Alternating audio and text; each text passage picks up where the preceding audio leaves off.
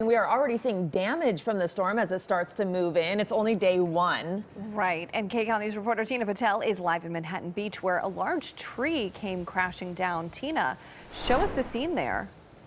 Good morning. Unfortunately, we've been seeing the high winds really take down a lot of trees here in the South Bay, and this looks like one of the largest. We are on Laurel Avenue in Manhattan Beach, and this large tree looks like it just split sometime in the overnight hours.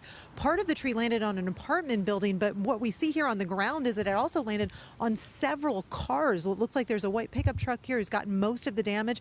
There are also tree limbs and branches kind of on several other cars that were parked here. It looks like crews came earlier and put some cones down, blocked the street off, but it's going to be a while before they're able to get the crews to actually start cleaning this up and getting these cars out to see exactly the extent of the damage. Now, this is just one thing that we're seeing with the high wind. We were in Redondo Beach earlier, and let me show you video of the high surf that we are also seeing because of this wind.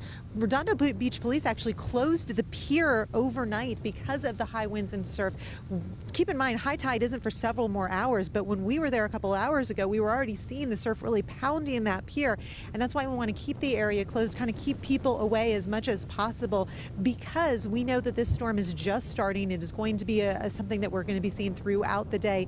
The pier there is going to be closed at least till 8 a.m., but we'll keep an eye on that. And of course, we'll keep an eye on the road conditions throughout the South Bay, because unfortunately, we are seeing these gusty winds, and it's already caused some damage.